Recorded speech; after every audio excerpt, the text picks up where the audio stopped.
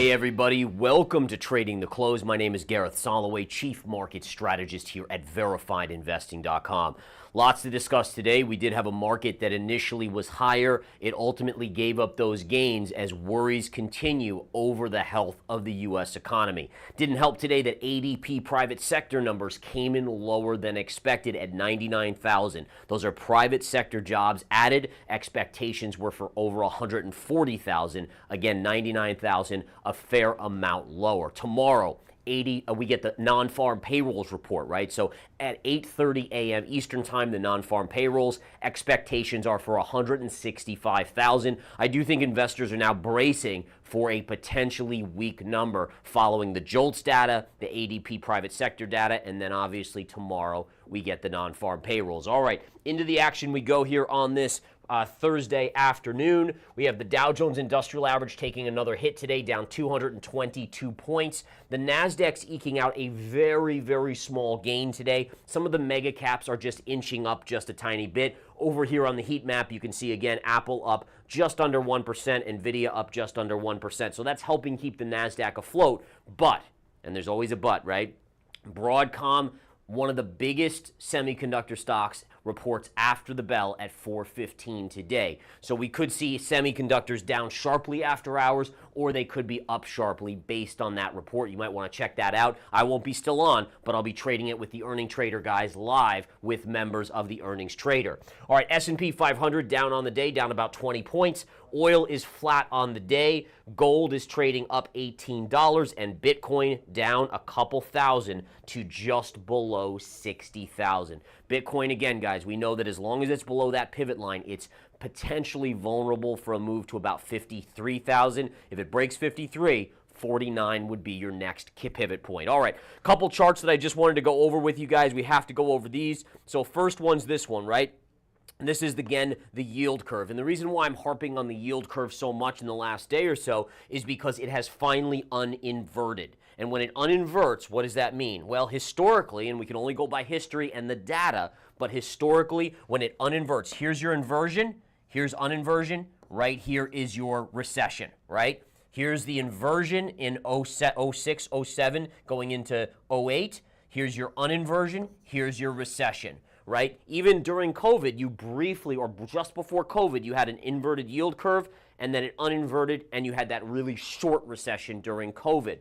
So the idea is here, now we are now just uninverting. It doesn't mean today, now a recession starts. Usually it's about a 3-month lag, but just be aware, this is something that historically we do want to follow. And again, listen, is it a guarantee that we're going to have a recession? No, there's no guarantees in trading or investing. But what it does do is when you follow the breadcrumbs, you can start to make educated assumptions, high probability trading setups, and that's what we're doing with this data. All right, last chart I want to show you before we get into stock charts is this one right here. This is, again, our total job openings JOLT data. And you can see again how if we flip over to that JOLTS data, we had so many job openings up here. It has now come down so sharply. We're now historically we're still elevated, right? Basically back to where we were prior to COVID. But it's the velocity of the drop that's concerning. This is why the Federal Reserve is talking possibly a 50 basis point rate cut in September. Now, most of us would say, yay, a 50 basis point rate cut, back to free money. Problem is, historically, again, if you look back at past recessions, past declines in the stock market, it's usually when the Fed starts cutting rates that the stock market begins to fall and fall sharply. So we just want to be aware. I mean, there's lots of narratives being spun out there for you guys on social media, in the mainstream media, but it's all about the data. If you follow the data, it's not always going to be right, but at least you have a higher chance or higher probability of being on the right side of the trade, which is what I've firmly dedicated myself to, is ignore emotion, ignore hype, go with the data, because that's my best shot of making money trading stocks. Okay, speaking of trading stocks today, guys, what did we see? S&P 500, we can see it gyrating here just before the end of the day. In fact, we have 10 seconds until the close, and here we can see that we opened higher right up here. All right, we opened right up in this range. We then fell sharply, all right, and then we kind of chopped around into the end of the day. Number one, we chopped around sideways, and we're basically going to end slightly negative on the S&P, slightly positive on the NASDAQ.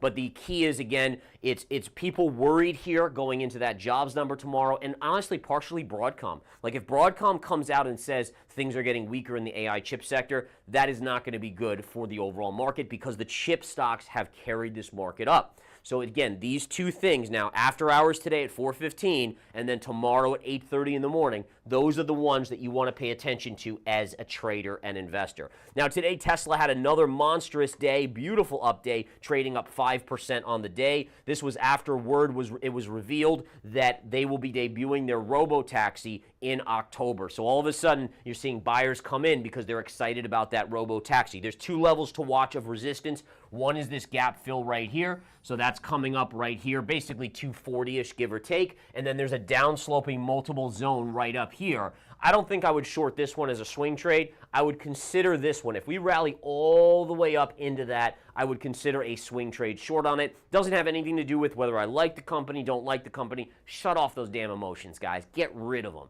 It does you no good. A swing trade, you just look for that little pullback, bank that money, you're done with it, then you don't care if it goes up or it goes down after. And again, that's the beauty of swing trading, which is what we specialize in here, plus day trading at verifiedinvesting.com. Nvidia closing just slightly positive on the day. Look at how quiet Nvidia was in the afternoon. You had the initial gap down right here, the big surge up, and then really, look at this. Look at how tight that channel is into the end of the day. That was essentially, this was the first hour to 2 hours of the day, and then boom, right into the end of the day, the rest of the day. Now, again, I still think this is probably because investors are still just kind of waiting on the sidelines to see what AVGO, Broadcom, reports in terms of earnings. All right, do I think eventually Nvidia is going lower? Yes, but doesn't mean it can't bounce $5 after being down $30 or $20 in recent days and weeks off of these latest earnings that they had and the Broadcom earnings that are coming after the bell. Speaking of Broadcom, we can see the daily chart on Broadcom right here. It's what we would call I would probably call this a megaphone pattern. It's just that it continues to expand. It's kind of the reverse of a wedge pattern. So you can see very clearly this trend line sloping up. And let me see, I might have this on logarithmic. I want to just check. No, it's regular, but I do have to adjust these trend lines. Bear with me as I do that, as I want my lines to be as accurate as possible. There's your upper line, and then here's your lower line. So there are your two levels, megaphone levels. So in terms of technical resistance, there's a little bit of a level connecting these highs. It's just below 170 there. Watch that in the after hours here. There might be a shortable day trade on that, but I wouldn't go short on it as a swing trade or a longer term investment. And then on the downside, you have this very clear level right down here, right? So this one goes all the way back to the beginning of that, and that's right around just below 140, 136. So if this dumped out to 136 today in the after hours, I actually probably will play that. And as I said, I'm going to be trading it live with the earnings trader guys here in just a little. Anytime it comes out at 4:15 or so, I'm able to finish it up here with trading the close, get over there, get to my desk, get situated, be ready to rock on these after hours trades. Last couple charts that we'll just quickly go over, guys, here. Let's look at Bitcoin. Bitcoin continues to be kind of in this just, weakish state, but that's, again, kind of what we expect, right? We did know that it's below the pivot line, so as long as it remains below the pivot line here, there's your pivot line, you favor that downside move. I cover this every day, and there's not much change here, so I'm not going to spend a lot of time on it and waste your time. All right, next up, gold. Let's see what gold did. Gold had a nice little update today, but is still stalled out right underneath this short-term high of 25.20. Tomorrow's jobs number will have a big impact on gold. I either think you're going to get a big breakout or you're going to get a bigger breakdown. Now, bigger breakdown, I mean, it would probably retrace back to like 2,400 as a max downside. It's not that big of a move, but just be aware, net long positions with institutions are very high right now. That always makes me nervous. It means that, again, the rug may need to be flushed out so some of these institutions get washed out. I know people think, wow, the institutions actually get washed out. But in reality, of all hedge funds, there's about 3% that are really good, and all the other hedge funds, honestly, mostly are not that good. So just keep that in mind, is that that's the nature of the beast. Silver today, last I checked, had a good bounce. Kind of came off of the recent highs a little bit here, but again, nonetheless, a decent bounce. Oil today was bouncing early and essentially gave it up. Not a good sign for the economy when oil can't even hold a bounce after dropping from 77 to essentially 67, bounced early and gave it all up. Lastly, natural gas. You got to be happy with the natural gas performance. Granted, it hasn't broken out yet, but nonetheless, look at this, guys. Nice day up on natural gas, up, I think it's up about 3% or so today.